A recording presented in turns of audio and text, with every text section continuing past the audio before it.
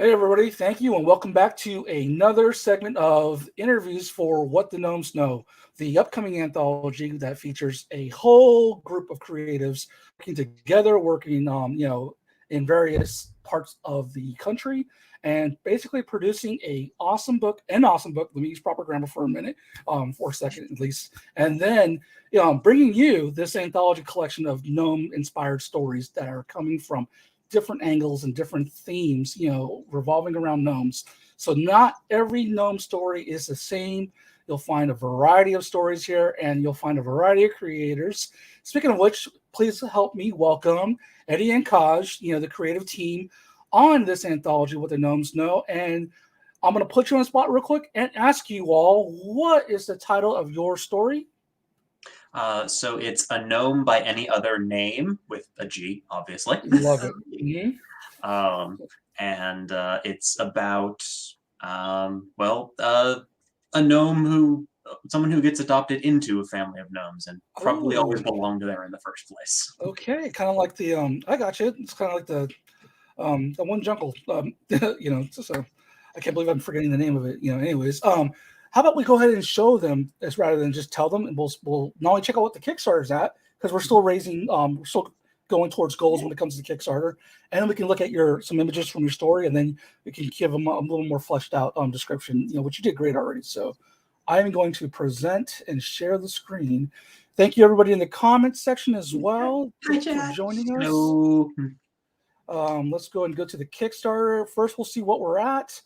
We are at $3,103. That means we are less than $400 away from our goal of hitting up to $3,500 sooner than later. So that way we can unlock some new features, some other things that happen when we get to that $3,500 level. So let's go ahead and spread the word on that and get that number moving. I believe $10 is the minimum that you can donate or pledge to. You can pledge it without a reward, but if you really want a reward, the $10 mark also gets you a PDF copy, and so you can do it digital and read it on any device that handles PDFs. So that's gets you one reward as well as gets the ball rolling for getting that number closer to our goal. But in the meantime, let's go ahead and check out these stories that we're talking about. So, Eddie and Kaj, your story is a gnome by any other gnome? Okay. There we are. Okay. Name. Okay. See, here we are. So, yes, I get tongue tied when it comes to most of these titles because there are there are puns with gnomes and stuff like that. So many silent G's. There's a lot of silent G's, and my alliteration game is pretty good, but not when it comes to the silent G. So I'm not a G. I'm sorry. I'm just a casual. Okay, so what do we got here? We got some artwork here. We got the pages here, and it looks like yeah. You know what? Why don't you take it? Yeah. I was just gonna say amusingly no gnomes on the first page. Yeah. we don't see a gnome until I think page 3, but which is cool. But we got some dragons, right?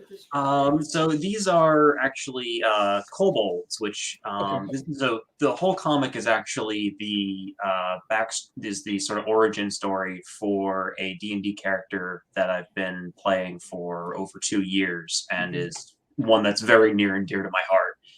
Who's named Kethan, who's the little blue lizard fellow there. And in D&D, kobolds are these horrid little lizard creatures that are clever and tricksy, and there's some overlap in the idea of like gnomes being tinkerers and whatnot, but kobolds are generally viewed as like pests and vermin at best, and monsters at worst. And the character that I played was one who basically got run out of his village and his clan for basically having compassion and an interest in, more into the building things for the sake of building them. And eventually he gets adopted by a wandering caravan of gnomes. And it's just one where there's a lot in there of just finding a family, and the character in particular very much he's a gnome. He was always supposed to be a gnome, and he's a good little guy. Awesome, Cobalt. I love the name. I love the idea of just bringing in other cryptids or characters or archetypes, whatever. Here comes Ben with the yeah. correct, I believe. Yeah, Kobold in older terms just kind of meant like a pest, a bad brownie, something not unlike a sort of an anti-gnome, a more malicious gnome. Ooh, anti-gnome. I should have done that story. Gnomes can be mischievous too, depending on who you ask. But yeah, certainly kobolds and gnomes have a similar root. It's the Dungeons and Dragons versions of kobolds that are strictly these little lizards. But gotcha. Okay. And it's in a. Sorry, go ahead. No, go ahead. It's in the game is our dungeon master has built their own world, so it's not necessarily strictly canon D&D, and we used a lot of their world building. So shout out to Ollie. I don't know if they're in the chat, but Ollie's has their own unique spin on gnomes, just like any dungeon master would, any storyteller would. And the great thing about that is that because we also have we have Kaj playing Kethan, who's an honorary gnome, and then we also have Kay's in the chat plays an actual gnome. One of Kethan's cousins actually recently joined the party. And they could not be more different, but they're both gnomes. And the other one is a barbarian, which is quite a different one. And I always like to joke that Kethan is an accountant, which is not a class in D&D. Officially, he's an artificer, but he is actually a certified accountant. That is a thing in Ollie's world. And he's just this proper little business boy, which is not what you expect for horrid little tinkery lizard creature. And that's something I always enjoy doing in any sort of stories I like having. It's just this no, this is not what you were expecting. And that's what's great about storytelling and coming up with your own spin on lore and things of that nature. Rainer's got a funny fact, but all this extra knowledge that they always drop during the streams, I'm wondering if this is content that can go in the back of the book or in little tags somewhere in the book if we read some of the stretch goals, if it makes sense for canon. Actually, could be really cool. Yeah, that would be cool. So all these little. So someone's job would have to go back through every live stream and grab all these little tidbits. Gather all the facts. Not me, not it, but I'll do it. I love trivia, so. So regarding the so Rainer was agreeing with you as far as the type of was it class that your character has. Okay, someone's got to do someone's got to do the kobold taxes. So. For those that are more fluent in D&D, would you say that even though there was your own takes on it, was it still 5e rule system? So if someone wanted to put out more content eventually of this world, and to where they can play the characters or something, if you ever make your own books, hint, your own little zines or whatever, that way if they wanted to play, kind of jump into your spin of things, could so that it would still be adaptable with the rule system that. Okay. That'd be up for our dungeon master, who I know doesn't really care to monetize their stuff, but But I don't know. I'd certainly be interested in doing more comics set in the world. My character doesn't feature here at all, but they've also got a whole thing going on. And they're a drow adopted by dwarves, so we've got two kind of fish out of water characters. Okay, so maybe them meeting would be an interesting side project. There's a lot of good little stories from the campaign that I think. There we go. Yeah, and I love to do that. I love to do little side projects, little comics about my other characters, and just what are they doing? What if I tell a little short story about them on the side? So I was in one of the MFA comics programs out of CCA, and one of the people in our cohort actually was adapting their game, for their thesis, and so that was their comic thesis was basically taking chapters of the game and turning that into their little graphic novel sequential things and all that. That's a great idea. Speaking of MFA and comics, if I'm not mistaken, you two are also come from that area from the other school that has an MFA in comics. Yeah, I'm a CCS graduate. Okay. Yeah. Well, then you're just by legacy or just by association. By marriage. I'm along for the ride. There we go. But he does. Taj grew up around art, and you can talk about that. And if you want to go first and talk about your art background, I can talk about CCS. let's get into it. I'll do mine. I'll keep it brief. My mom actually has been a professional painter, finger painter, and printmaker for about 35 years. Nice. She does traditional Polish paste papers, which mostly means working with like custom built combs and paint on 3 foot by 2 foot sheets of paper. And has been doing that for artist supplies, the insides of rare books. She's also a bookbinder. But yeah, grew up surrounded by art. That's awesome. And we should promo her while we're yeah, at it. and also so if anybody's interested, Claire Mazarczyk, MAZIARCZYK. I'm Polish. I'll type it in the chat. Yeah. Okay. She's currently working on updating her website, but her art will actually be featured in the Metropolitan Museum of Art. Oh yeah, definitely. Like, yeah, give us a link and we'll throw it in there. So that in the chat. Awesome. That's so coming from like a lineage of creative people that now, as I mentioned, binding, craft, and all that. It just feels like it was a natural, inclination for you to kind of pick up some of that, and to create.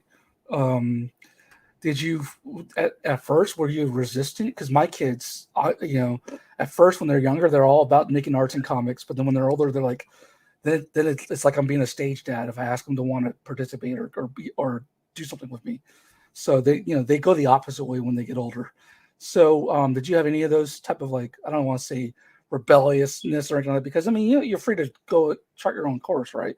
Not everyone's going to be the same as the parents, but or was you just naturally like, hey, I'm good with this? It was interesting because my mom never pressured me to like follow in certainly not like carry on the family business by any means. That was never really a thought for her. But like when I was like really young, I helped mix paint because she had like all of her custom colors and whatnot. But I was always more drawn to literally drawing, but also more of storytelling and writing. That was more where I got into things. I've sometimes joked that I've largely had the same art style since I was like 8. I've just occasionally added shading, and it ends up looking a bit like hieroglyphics, actually. Oh, nice! I like that.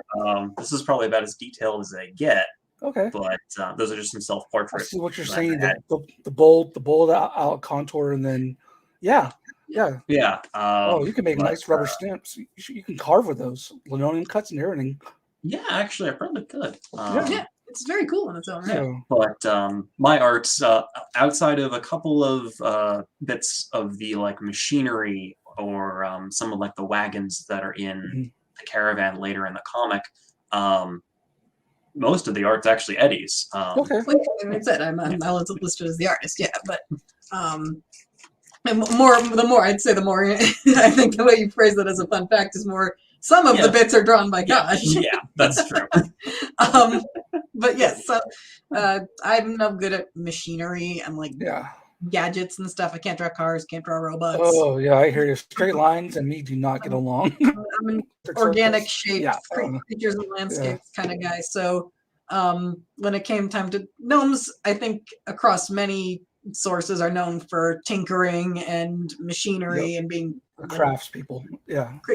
So obviously there needed to be, and that was very much a theme we tried to tell in the comic, that Kethan has this natural orientation towards like creating things and invention and mechanics. He's got a natural mind for engineering and such, but that is rejected by the kobolds, who are very like, fire and sticks and stop being weird.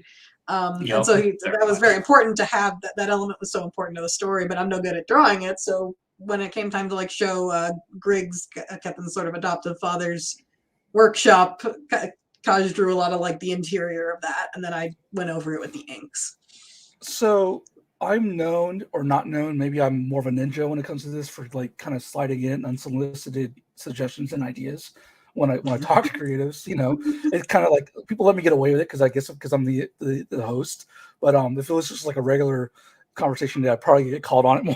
But so what I've loved about D&D and gaming is all the other content, supplemental material, the guidebooks and all that, or when people go and put the blueprints, the plans to their things, like the behind the scenes. Yet again, another one of my cohort had all this background stuff like manuals and lores and plans and all that for their like characters and like RPG stuff, which was very much similar to like a D&D aesthetic, I would say, but a little bit more RPG and all that. Well, that is RPG, right? But I mean, a little bit more gaming influence. Anyways, I'm getting into the weeds. But the point is that having all that extra stuff to chew on is so interesting. So it's like, Kaj, if you are having more of an affinity to drawing up the plans or doing the more technical drawing type of aspects and having blueprints and graphs and all that, and then you throw that little sepia filter on there, and little parchment and everything like that, boom, we got aesthetics, and then Eddie, you come in there with your more organic stuff like that.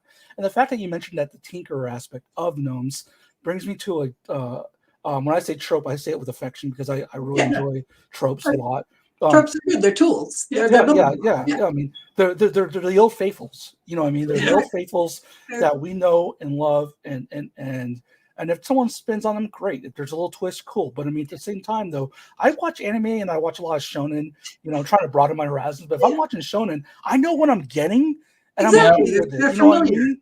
Yeah, and that's fine. But if they want to go into a different direction, I'm pleasantly surprised. So Tinkerbell, saying, they work because they become tropes because they work. Yeah, so it brings me to Tinkerbell. The one thing I loved about the Tinkerbell series, like all the movies, was that they explored the background and gave Tinkerbell a background similar to what you're talking about with your main character, where it's like, hey, I don't fit in right here, but yet look at how I've got this affinity with tinkering and tools and building, and hey, oh yeah, now I'm useful. So I just think that's a really, really cool old faithful, as I'll start calling them. You know what I mean? That I never get tired of reading about. So it's so I'm really excited to check that out in the story, especially now that I've got more of an idea what the premise is. So we got into Kaj's background a little bit and Kaj's mom, pleasant surprise, right? Looking forward to checking out more of that. Hey, Kaj, please keep us in the loop regarding your mom too in the Discord and all that, because I would love to check out the net and all that stuff. But let's go to Eddie. As far as Eddie, what was your background when it comes to creating arts, or where do you hail from? So I'm originally from Massachusetts. Forgot everything about myself for a second. Sorry. Right. But I'm total amnesia. School? No, my bachelor's is from Mass College of Liberal Arts, MCLA in creative writing and communications. Writing has always been kind of my primary thing. But I also have a background in environmental science because I went to a tech high school. So I was in an environmental science tech program. So, got some nice practical skills too. It's like flora and fauna? Does that lend itself to flora and fauna when you're drawing? A little bit, yeah, I think. Oh, okay. I know I've always been an animal person. I've always been a nature person. Nice.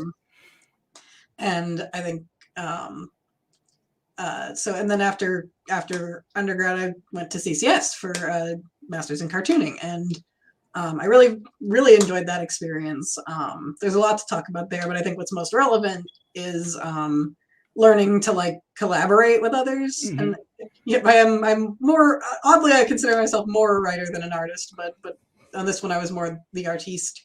But I specifically one project I want to mention from my CCS days. Real quick, for those that don't know, what is the acronym for CCS? Oh, sorry. Yeah, no, it's okay. I do it too with CCA, California College of the Arts. Okay, but go ahead. Center for Cartoon Studies in White River Junction. Y'all. Okay. Great program. Really loved it. Yeah. Really fantastic. I think the thing that's probably most relevant to this project from it is I believe it's the beginning of second year. No, it's beginning of second semester. Sorry, my bad. You do the classic comics project. This is done. Every class does it. It's a group project. You get divided into groups and you recreate some form of older style of comic using period accurate materials and methods. Oh wow! And try to create as authentic a style. And ours was the first year they did manga. Oh, who was the instructor? It was a couple of instructors. Each group had a teacher sort of assigned to it. Oh, okay. Who was yours then? Ours was Steve, good old Steve Bissett. Oh, I'm so jealous. Working with Steve. Shout out to Steve. So jealous. A great leader. And each group had their own approach to it, but certainly, generally, the groups tended to be a writer, an inker, a penciler, a colorist, and very divided up. And I know one group, Jason Lutz, I think it was Jason's group. I don't want to cast slander if it wasn't. I have bad memory. I know that the teacher assigned to it like wrote the script completely, and then it was like the team's job to just kind of create the script, which is a perfectly valid way to do it. But we took like such a collaborative approach that like when it came time to like write the credits for the book, we just kind of went, this comic made by us, and it was Corey Handwerker, Tay James, and Pat Leonard, and myself. If any of you are there, I love you. I don't email you enough, but I love you, and I treasure that project. You're the best. And I really don't email them enough. They're good people. Ben had to do Harvey Comics with their group. Harvey Comics. It was genuinely the best group project I've ever done. There you go. And because we all did a bit of everything. Like we wrote it roundtable collaboratively. Like Steve gave us feedback, and then we like worked with that. I don't even remember what it was, but I know like there was one suggestion Steve had where like we spent like 2 hours trying to make it work, and we were just like, this is a dumb idea, and we're not going to do it. And we just told Steve that. We were like, Steve, we decided as a group we're not going to do that. And he was like, I know Steve. I know Steve in other realms, so I don't get to know Steve as the instructor. And I just really wish I could go to an alternate timeline and go to your school as well, because there's so many people there. Steve's not there anymore, but I mean, but oh man, he was great. He was like, no, you guys thought about it and could decide it as a group and presented a unified front. So we're vetoing the idea. That's fine. See, I love teachers like that. Very fluid, very like, okay.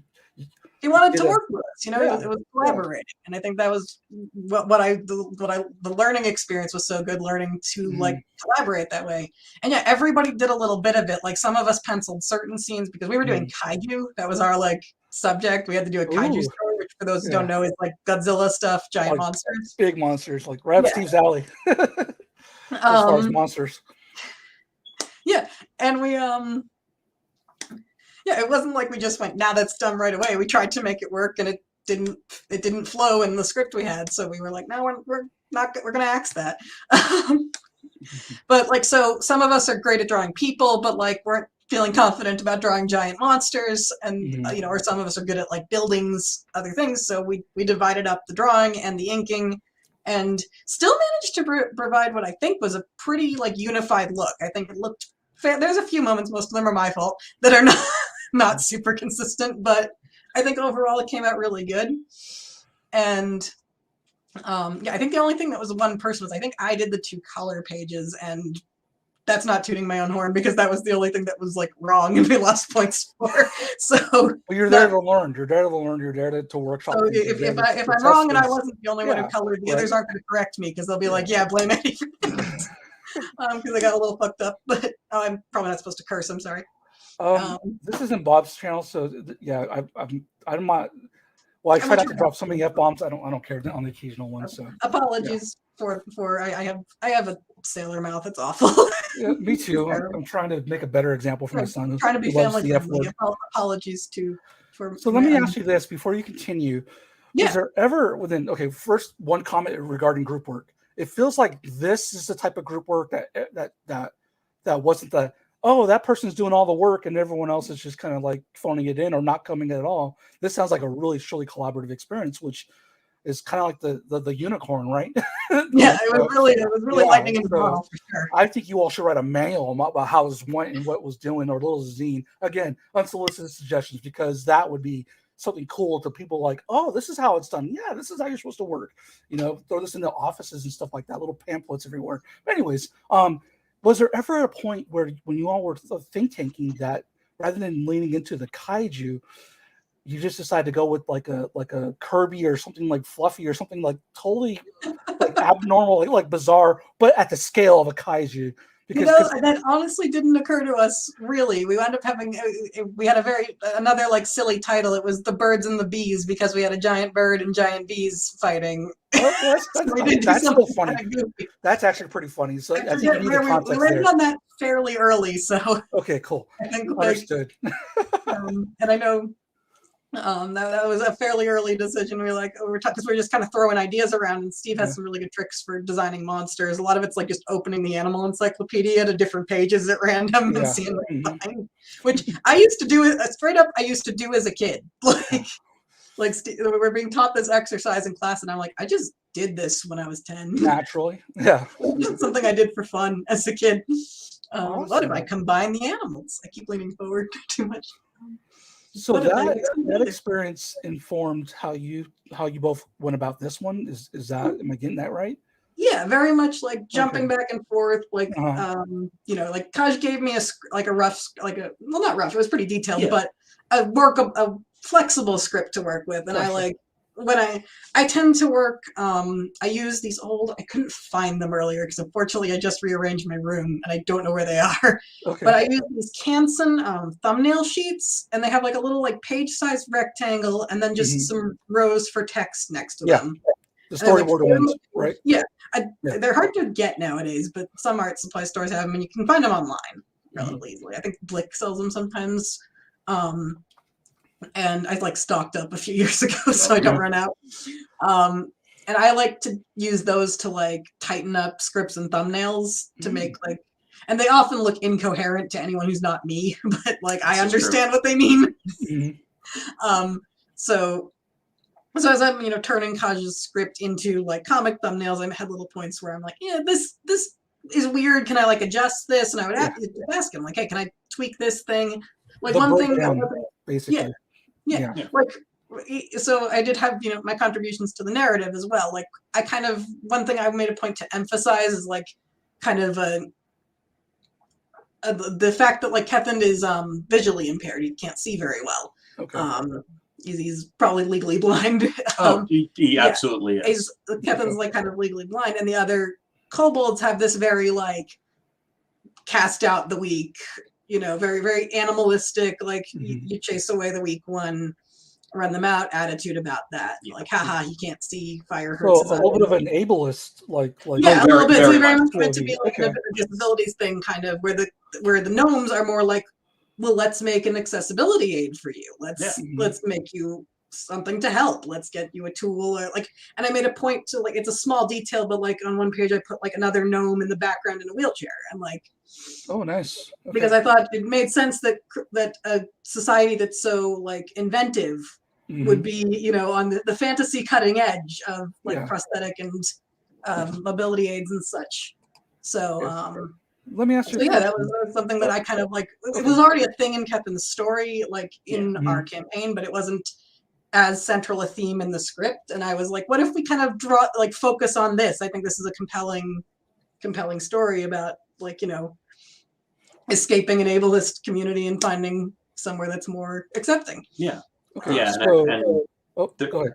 I see there is a comment in there asking about like rules wise, there are some things that actually in the rules of D&D give kobolds what's called sunlight sensitivity. In mine, Kethind is even more so. Like in addition to like a lot of they live in caves and warrens and tunnels, and they're more adapted to being underground and not having a lot of light sources.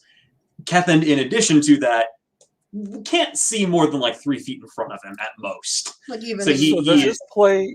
Does this play into his sensory abilities kinesthetically, as far as being able to touch and give it more of an affinity for building things and tinkering, because relying on that sense more so than the visual because of the impairment? I think that very much tracks. Yeah. Yeah, very much so. He's very tactile because his visuals are limited. Yeah, and he's also one of the characters who always finds some really odd solutions to things, mostly because he's used to having to think outside the box. Yeah. We see him, in the comic following like his ears and nose more than his eyes and stuff when trying to navigate. Yeah.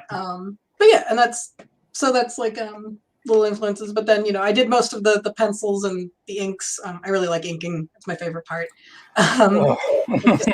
Let's put my hat down. Yeah. So everyone's got more layers. The parts of the process that they love and the parts they hate. And I love inking, but coloring takes me forever. I just am really slow at it. So Kaj, again, tapped in kind of once I had pages colored. We had like a very like specific palette we were using. So I was able to just kind of like set Kaj up to paint by numbers on like my spare device. Oh, nice. Okay.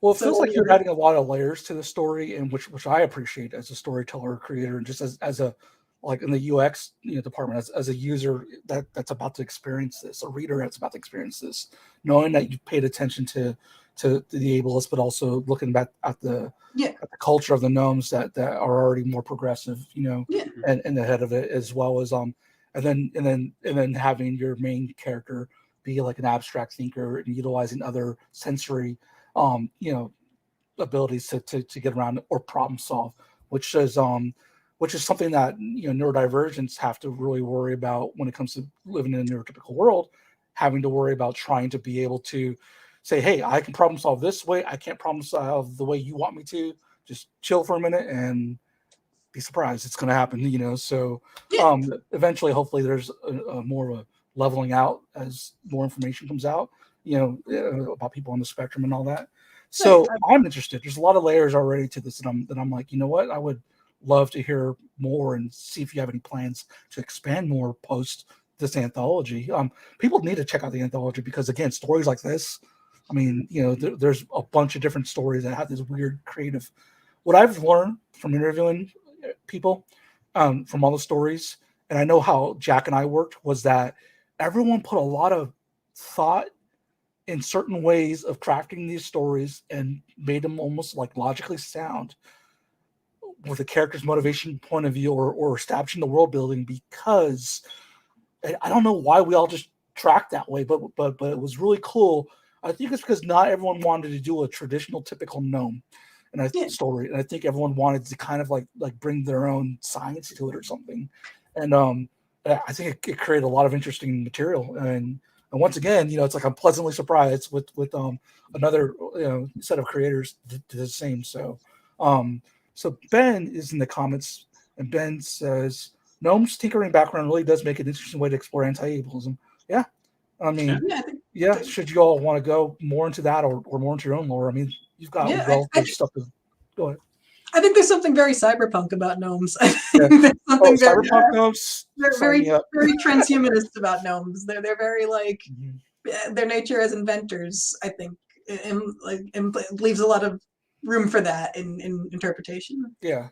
So basically, what Ben's saying here is fun because everyone, because Ben being one of the editors that get to see everything behind the curtain, So yeah, for those of you listening and not watching, it was fun because everyone thought a typical gnome was something different. So we all tried to break the mold without realizing there was a lot of different molds to choose from.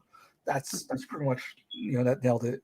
So going forward, beyond the anthology, or beyond this particular story, what do you have in mind, if anything, or what if you don't have anything right now? What would you like to maybe explore, if unless there is something you're working on? I'm doing relevant to this story specifically, or just kind of like in general. No, in general, the floor is yours. Yeah. So. I'm currently working on like it's like tabletop RPG inspired, but we're kind of doing our own thing. Like collaborative writing role play thing with a friend. That's just we're kind of building our own world and some characters. Both of you? It's actually a different friend of mine. Okay. So okay. People are going to want to know if the team gets back together, though. So we'll get to that in a second. But continue. Okay. Yeah. So that's Kaj also occasionally contributes. I talk about it with him. So we discuss ideas together. Ideation. All right. Yeah. In terms of like working together on a creative project, we're kind of. I mean, we're in multiple games together, so there's kind of always something to work with there. And I think really anytime either of us is working on something creative, there's some degree of collaboration happening just because we're a couple, we're close. We're partners in more than just, writing or in romance. We just kind of in everything. So any endeavor one of us is undertaking, the other is going to have input on. We're going to bounce ideas off each other. Ask for help with stuff, even if it's like, could you help me draw this? Or, hey, I'm stuck on a plot beat. So even if it's not like a formal, like we're officially collaborating, like I know Canon Right Productions has other ideas for anthologies. I won't spoil anything, but I know there was some discussion of what the next one might be that I think I have a really strong idea for. I don't know if Kaj will want to, draw that or not. I think I know the one you're talking about. to not say it on the thing, but I'd be certainly up for trying to make it work. Or like even if I might reach out to a different friend who I think will be good for the art style if I want to just write this time. Well, since you touched on it, let's talk about what it's like to be domestically involved, but also creatively working together, because I could pat myself on the back because I just did the dishes after I was asked to do them. But I mean, that's something that obviously us we men have to work on as normally as just a regular equal partnership. It sounds to me like, just from what I've heard you talk about, that there's a nice exchange, more levelness happening back and forth as far as ideas, problem solving, and things of that. So I guess we have to go to HGTV sometimes to watch couples work together and all that. You know what I mean? So rather than do that, let's stay in this frame and let's just talk about what it was like being like, hey, we're actually involved. We're partners. We're a couple, but yet now we're going to work on this thing. Was there, for those listening, was there any? I'm not looking for tea. We're not looking for tea. Don't worry about that. No. But was there any like adjusting periods, or like, okay, well, hey, this, or was it just more, did they come natural because you've been doing it for a while? I feel like it came pretty naturally. Like, I don't think I don't want to be like that we never fight people, because we do, but not about this, certainly. I don't think there were any like heated arguments or hard disagreements or anything. I think we're very open to each other's. Okay, robots it's not a secret that it's robots. I have a really fun robot idea, actually. Nice. I will talk to you about it later, Ben, because I don't want to spoil, and I don't know. It might be hard to get it in under PG-13, so I don't know, but I have a strong idea, I think. And I lost my train of thought. So you take over. For one thing that I think really helped for the collaboration in this, and might be helpful for other people who are collaborating, when I had like the first script for the comic, there was only like one or two, like I don't really have a comics background in any sense of like how to actually make it work on the page. Yeah. So that was something from the beginning where it's like, Eddie will know how to make this into something that looks good as a comic. But here's like the script I have, here's like maybe a few ideas of like some point of view things, and there was really only one page or one scene that I had a really strong, I want it to look like this and convey X, Y, and Z. Okay. And there's only one, and Eddie knocked it out of the park. Nice. It was great. Like, it is absolutely my favorite page in the whole thing. So Kaj, do you see yourself picking up more on what to self-edit as you work, as you eventually work on comics or collaboratively? Like, okay, you know what, I'm I'm learning I don't need to put this in there. I'm learning this is helpful to me and to the artists, because comics is a relationship with the viewer and the page, and those relationships. Comics is one of those means where it's all about relationships inside and out. You know what I mean? So yeah. That's what my husky's eating. I think it's a Taco Bell box. To see what my rat is eating, so. Yeah, I kept hearing this, just like, I'm like, oh, it's a Taco Bell box, but okay. But anyways, yeah. Do you see yourself not so much as honing, because it sounds like what you're doing is working, So but do you see yourself just kind of like getting a little bit more what do you call it? Just more what's the word? We can learn languages. Knowledgeable. Knowledgeable. Like so yeah. It like just working with Eddie on this comic was certainly a learning experience. You just sort of, because while Eddie was going through the comics program, I was hearing about all of it and like seeing some stuff in process, but I certainly wasn't sitting down going to the same lesson. So now it's a lot of, okay, now I know what you mean when you say these things. Yeah.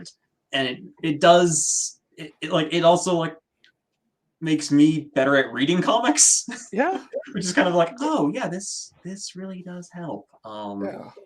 Yeah. And there's a certain amount of, I always joke that I have more hobbies than time. So this is just sort of me like picking a new thing to learn and apply into other things. What's great is comics can apply to any hobbies that you are, so it's like you can justify that way. That's what I do. That's why comics is the nexus, and then everything else it comes back to comics. That's how I justify all my It interests. can be the lens through which all else is filtered. Yeah.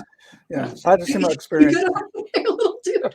Yeah, one of your Sorry, our pet is being loud. Yeah. It's like, pay attention to me. But yeah, I had the same experience. My wife was getting their doctorates in education, but the content they were going over or these meetings and Zooms, I was like, I wanted to just jump in because it was so like engaging. And then whenever I come across it in my own work, whatever, it's like, oh, that's what they were talking about. So qualitative versus quantitative, data and all that. I'm like, I don't want to know about data. But then I was like, you know what? I could probably use some qualitative data on this project I'm doing. So I get it. I totally understand. Well, that's awesome to hear the behind the scenes and just like how you all are developing this symbiosis, as far as working together. What was the highlight, if any, or was it just business as usual and being able to work together, but also being a couple and just be living in the same space and everything? I mean, it was really fun when we were kind of like, as much as crunch time can be like stressful, like don't procrastinate, guys. It's not fun. But there was something really fun about like when we were kind of a little down to the wire, like hanging out together, like just kind of quietly sitting in the same place, like both of us just sort of coloring and just like occasionally chatting or turning around and going, is this the same thing as on that? Yeah, okay. Yeah. And I used the same. There was a fair bit at the beginning of it, especially maybe like, did I select the right blue? I don't know how this tablet works. Yeah, and like honestly, like I admit I may touch up the colors and send a new version over on like 1 or 2 pages because there's a couple spots where the Kevin's blue is a little too deep. Gotcha. He's Don't have the hex symbols figured out yet, right? Yeah, it's partly like my old monitor. Yeah. Yep. So, But yeah, I think like there's something nice about being at the point where it's like, okay, we're doing like, okay, give me that page, okay, do these couple of things, pass off. The term I've seen used in like neurodivergent spaces is parallel play. Like it's a term I see in like autism circles. Like, is that like body doubling where it helps if somebody's there to you're just like kind of being in the same physical space, even if you're not like talking or necessarily directly engaging with each other. It's just nice. I definitely have to use that a lot, quite often, because like even cleaning, it's like if someone's not there, then I'm just alone with my thoughts, and you don't want me alone with my thoughts if you want me to get anything done, because I'll just sit there and time will pass by. For me, it's probably an accountability thing. It's like somebody else is here. I can't screw around. have to stay on task. That's why I teach, and that's why I do some of these projects, is for that accountability, just so I can get something going at a default level. I'm a dreamer. I love dreaming about ideas, projects, and just goals and things that I would love to be able to do. That probably need 3 more lifetimes to have the ability to do. Yeah. So let's talk about your dreams. Let's start with you, Eddie. What is a dream project, if you could, if money was no option, no obstacle was in the way, if you could have your dream project or thing that you would want to create or work on, what would that be? And then Kaj, we'll ask you the same question. And I just want to see how they compare, if they compare at all, if there's like no spectrum with, I just want to see how this works out. All right. But it's good to dream. So go ahead, Eddie. I feel like I'm gonna have an underwhelming answer because I don't have like, I'm not a horribly ambitious person, to be honest. I'm very like content with a little. I'd love to have novel ideas. Oh no, they froze. That I'd love to write. Okay. Mostly there was my final project for my first year at Center for Cartoon Studies. I still am really proud of. I think honestly more than my thesis project. I really like my first year final project. It's a really beautiful story that I'm really proud of. And I'd love to just redo it, like really give it its due, because like there are restrictions based on. Sorry if you can hold your thought for just a second while I finish. There are just restrictions based on like time and like I had a page limit, and I think it needed like just like 5 to 10 more pages, not much, just a little more space, a little more exposition, I think. Yeah. And I'd love to just like take the feedback I got on it to improve it, because like that's what's great about school, is that you get actionable feedback that that would make it better. Yep. So I'd love to redo Rising. If anybody in the chat has read my old book, it's just like a black and white, very sad, but I think also like uplifting in ways story. about cathartic. That was a word a lot of people used when reading it. Actually, was what a lot of people said was cathartic story about a Tibetan monk who has to do a sky burial under unfortunate circumstances. And it was I stab bound the originals and screen printed the cover. I'm just really proud of it, and I want to make. Obviously, it's the sort of thing. It's not my culture, so you want to handle it very respectfully. But I think I did a good job of doing that. I think I really did my research, or went out of my way to do this respectfully and with a not appropriative approach. But I'd really like to do it right. And then I also have this idea for an audio drama that I'd love to write and do. Definitely. I'm not fond of my own speaking voice. I will not be able to watch this VOD. It's partly a gender dysphoria thing, and partly I just don't like it. Gotcha. That's unfortunate. But, everyone's voice is important. Some more important than others. Some should maybe consider shutting up for a little bit, But I'm on the shot, so hopefully it'll change. You know what? That is on the rise. That medium of audio is making a comeback in a long time. I'm a big Magnus Archives. And I would love to hear. Some people are just too busy to sit down and read these days with the type of fast speed culture that we have, nowadays. I have a non-true true crime story that I want to tell. I think would be great for that medium. That kind of what I wanted to do specifically was tell a true crime story where the investigator, the hero, is a very mentally ill person, with someone struggling with severe mental illness, but have them be the heroic character and not the scary serial killer, and not having the twist where any tacky twists were they were the bad guy all along. I just really getting into that with this so it's something because I the true crime genre is very much a guilty pleasure for me. I'm I don't know if this is okay, but I'm intrigued. So it's kind of a fictional way to sort of process a lot of ideas around that. Okay. I'd love to do that at some point. So these sound like, you said that they're little ones, but they sound like very mighty, and that they'll resonate also with a lot of people. They sound like really intriguing ideas. I think that because they're in the realm of being able to be done, they're within the ability. It's not like, hey, this is going to take $1 million on a lone island that I'll never have. You know what I mean? This sounds like it's something that's manageable, eventually. Yeah. So that's freaking cool. I'm intrigued. You caught my attention. So both those ideas sound good, and they sound like your voice would be really important in those areas and telling those stories, and maybe more of that too, because as you said, there's a lot of there's a lot of garbage out there, a lot of things that are just kind of maybe it's time for someone else with a different perspective to come in and tell that type of story or play in that genre, But was there anything else before we move to college?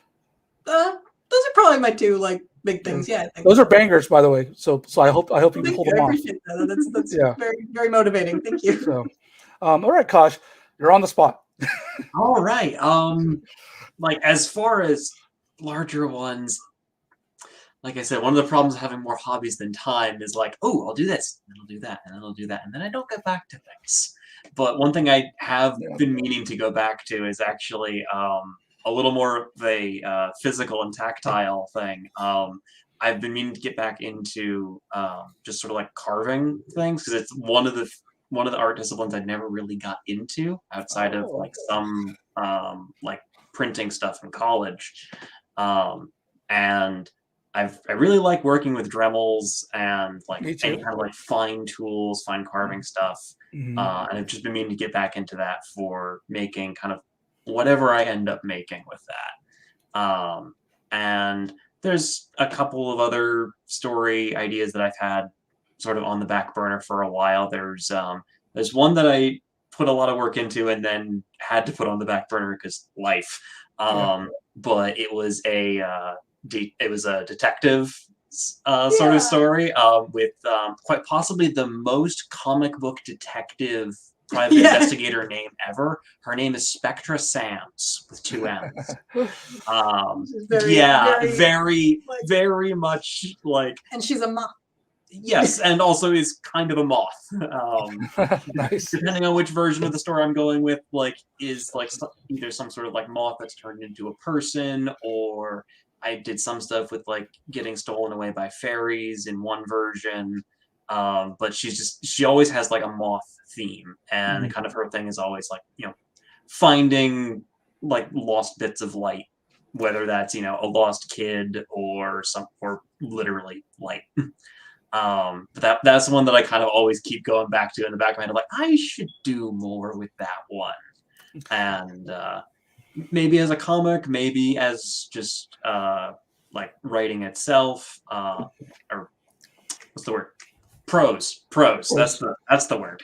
I don't know. I feel like you've got something right there. You just mentioned two things, and I'm looking at the symmetry there and that connection. I'm like, that would be freaking cool. We're talking about mystery and all this stuff, and you've got this carving. You already have an art style that lends itself to carving.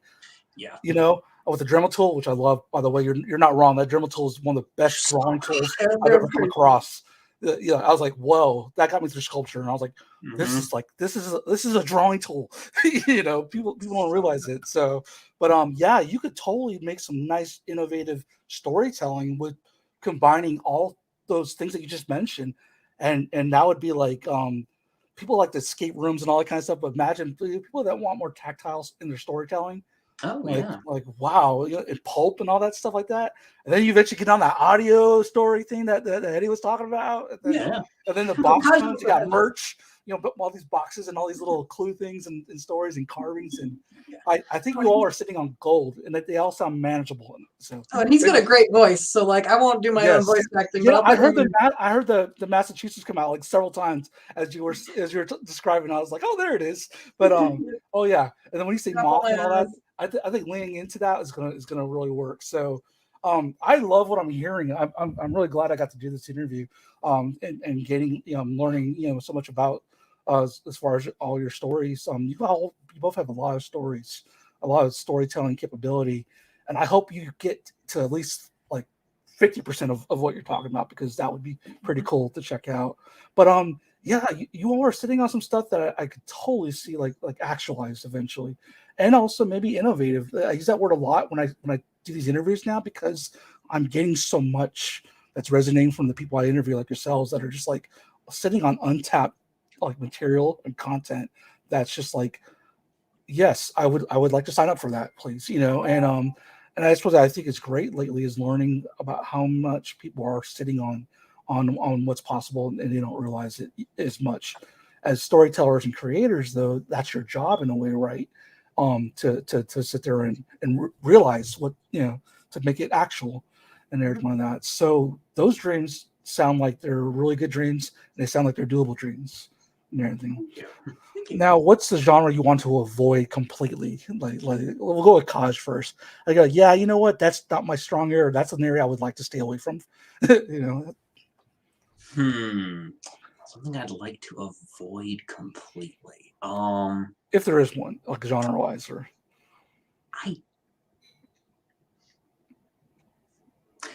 I don't think like something without a fantasy or supernatural element is really for me. Like, I'm just like, no, why would I tell just a normal plain story when I can do all this other stuff? And there's, I don't know, there's some, I have always loved like legends and fairy tales and stuff like that. It's like, why not throw in some other stuff in this that can be like weird and wonderful and exciting? So that, that's probably it. So you would, is it safe to say you enjoy world building in like very much so. And filling out the characters and all that? That's the best part, is creating the character.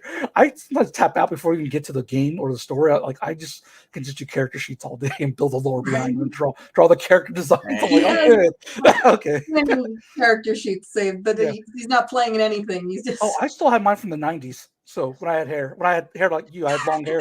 So yeah, so that's why I was playing D&D and White Wolf and all those games and stuff and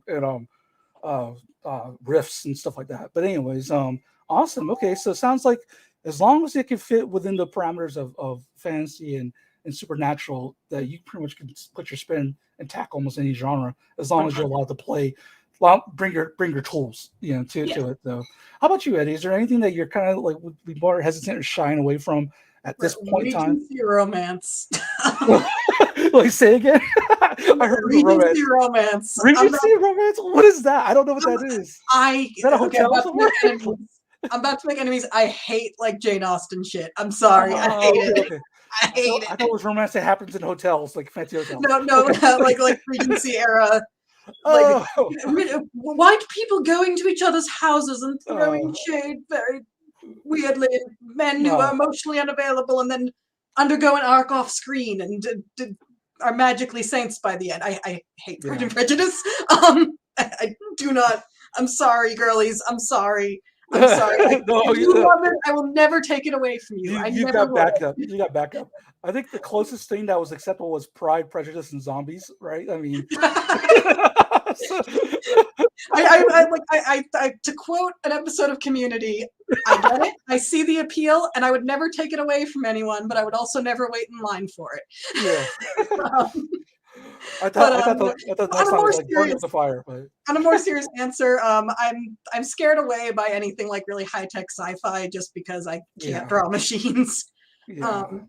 Which is funny because my idea for the next one is like, what if I did a cyberpunk story? And I'm like, why am I doing this to myself? Why would I do that? Well, you know what? You said gnomes and cyberpunk, and I was like all in because I was thinking they're not going to be like circuitry and all that. It's going to be more like physics or something, you know, like steampunk. A little more like, there we go, steampunk. And you know, there's definitely an audience out for that. So oh yeah. So in your limitations, there's promise, you know. So I mean, but yeah, no, that was, but yeah, the romance thing is my joke answer. And actually, I'm fine with drawing that. So if someone gave me a script for that sort of thing, was like, draw this, I'd be like, oh yeah, sure, the fashion's fun. Yeah, it is. All the little intricacies are fun to draw, as long as I could turn the face into a zombie and take off the nose. That's how I am. But no, that's just my little joke. But more seriously, like, I'm very like intimidated by like high tech stuff. But at the same time, it's like, it's not so much I swear it off as like it's challenging. I'm scared of it, but I'd love to try it to push myself a little, you know. Gotcha. I don't know that it would be very good.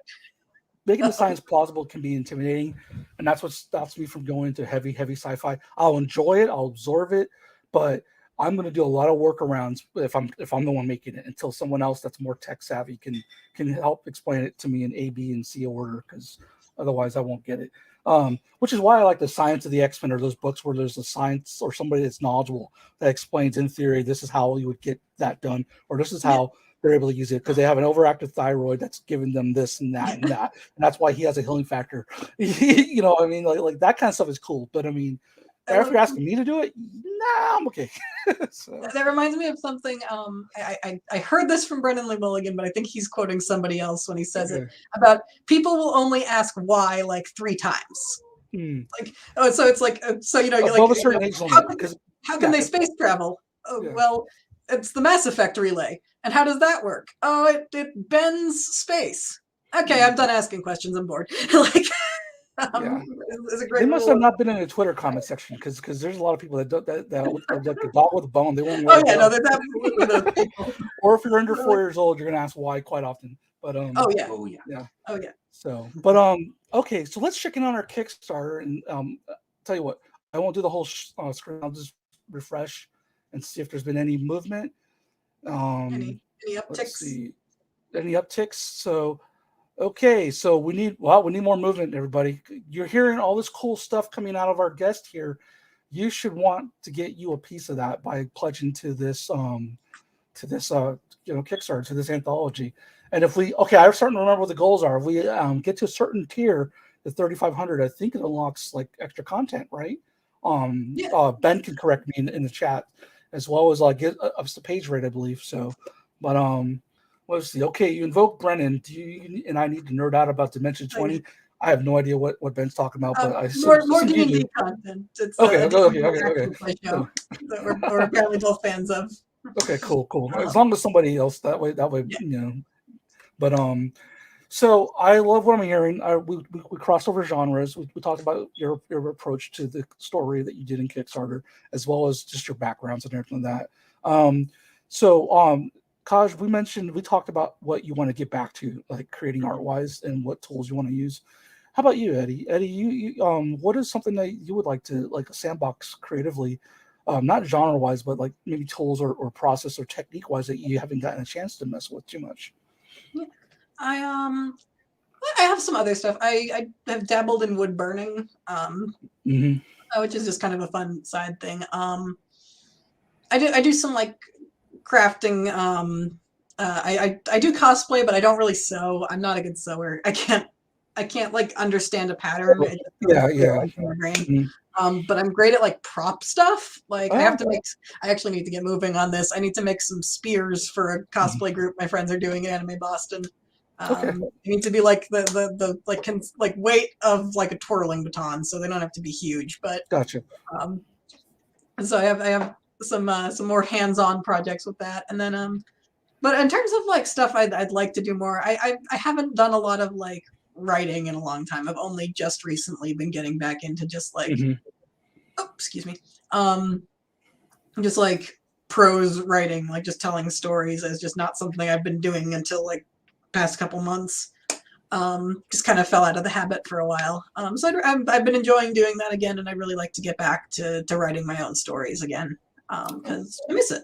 Okay, so real quick from Ben here, 3,500 gets our contributors extra saleable copies of the book. Thank you.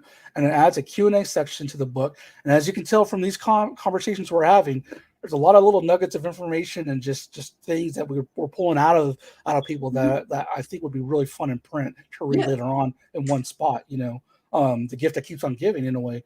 And then, so at 4,500, the creators get a higher page rate. That's what it is. And we also add behind the scenes materials like concept art. Again, more that world building that we've been talking about and everything like that. So given that you're talking about writing and Kaj is more of a technical artist as far as is there a chance that you pull double duty in not only creating your robot story that you were talking about possibly doing, but also maybe writing and Kaj takes over the art for like, since Kaj does more technical aspects? Yeah, we talked about doing that actually. Yeah. So we might get like a double dose. So we'll certainly try it. We'll have to see how it works out once I've got a script figured out. But awesome. I'd certainly be down to try doing it that way. Kind of switch roles a little bit. Yeah. I'd be up for trying it. Sounds like a fun idea. Yeah. And then we'll have you back on here, and we'll have a conversation on how that went. How flipping it around goes. How we switched it around, as well as a conversation on how much closer you are to these goals and these dream goals that we talked about, and these other sandboxes that you want to go back to playing and creating and all that. And then maybe by that time, also we'll get some of these images ready, so that way people, in fact, as you two proceed with the creating and meeting these goals, let's talk about where people can find you on social media so they can keep track and keep up with you. So I believe we have your social medias right here, and I put them in there earlier. But for those of you who are watching, we have Eddie's right here. So Eddie, do you want to go ahead and say that audio-wise so people who are listening? Yeah, that is Good Sir Ediford, EDDIFORD, which is a made-up name that Luke Kruger Howard called me when he was surprised to see me one time. Okay. And that is a call-out post for Luke. This is your fault.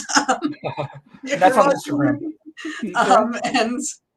And let's go ahead and get you, Kaj. Yes, this is actual cryptid Kaj, because tell people who are listening how Kaj is spelled. That's true. Kaj in this case is spelled K-A-Z. There should be a accent over the Z. It shows up on like 4 things because Polish is weird. It's in the book, though. It is in the book. The book has it right. This is user error. I don't know how to use the keys to put accents or it doesn't have it on Instagram, so it doesn't have it on Instagram. Okay, then. Okay. The only way I get it in things is I actually have it. I have it correct on my resume, and then I copied that into a note on my phone. It's like I can like copy and paste from that note in my phone. And sometimes it doesn't work. Sometimes the Z with the accent turns into a whole string of letters with like 3 accents. I love Polish names and how the fact that they're Polish or Croatian names, how they're like the enunciation is completely different from the spelling, and then it's even more like eloquent when you say it, and then just so actually it's just kind of like it's one of my things I actually enjoy about those types of things. But I do empathize with you having to worry about the spelling and everything like that and people getting it right. So that sucks. But I want to thank both of you for a really, really awesome conversation. You opened my brain up to some other things, and now that my juices are flowing, creatively and all that. And I really, really like just the ideas of makers. Like it sounds like you both are tinkerers and makers yourselves, and everything on that. And so that's really cool how you approach craft and everything. So once again, I want to thank Eddie and Kaj for coming on to talk to us about their story as well as just their whole process to creating. And in support of what the Gnomes Know, that's the anthology. We only have 9 days left. Is there anything, Eddie or Kaj, either of you would like to tell our audience before we call it a night? Just you should get the book, guys. Yes, you should. You should check out this gnome book. It's like not just for us, but for everybody who worked really hard on it and did a really great job. Yeah. Yeah. You should. So we got a porn button. Oh, we almost made it out without that. So. Hey, we're successful enough to have porn bots invading our chat. Yeah. That's a good sign. That means we're doing well. Sorry, that's the ADD kicking in. I'm so sorry. If you didn't say it, I would have said it. Sorry, last time briefly, but there's some really excellent work. The editors have done a fantastic job keeping everything together. Like I'm useless in terms of like behind the scenes. I'm no help. But everyone's done such a good job. They're just really amazing artists on this project. And it really deserves your time. And and also gnomes are hot this Christmas for some reason. I don't know. Everywhere. Not sponsored, but like Aldi, what's going on? I would have thought July would be their month, but apparently not. So it's big gnomes for Christmas. So if you're looking for a gift for someone, gnomes are hot this year. If you know someone that's an eager collector of gnomes, this is the book for you.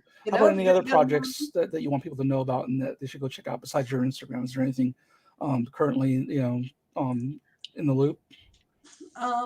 Neither of us do, but I know a lot of our fellow Kickstarters do. Yes, check out them, check out our friends, Kat's here in the chat, Ben, Rayner, everybody.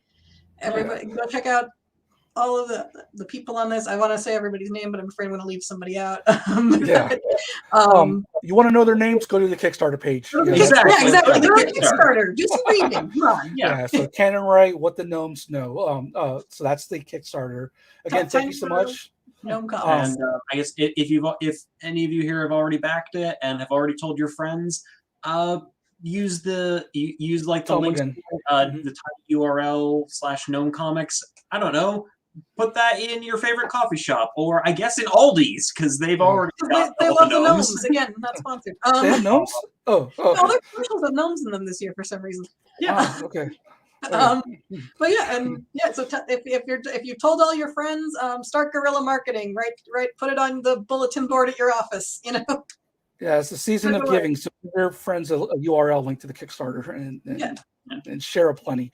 Well, again, thank you so much. And with that, I think we're going to go ahead and call it a night. While they don't have as much right now to share in regards to the other projects, as you can tell, they have a lot of things happening that are about to eventually be actualized. So this time, maybe next year, we might have some updates and some news. Again, you can follow that journey, both of their journeys on their Instagrams. And again, thank you so much. Have a good night, everybody. And we will see you maybe on next Friday or this Friday. I don't know. I think it's my birthday. I think I might make a big thing or something. I might make it an announcement. So I might go live for that. But all right. So, okay. See ya. All right.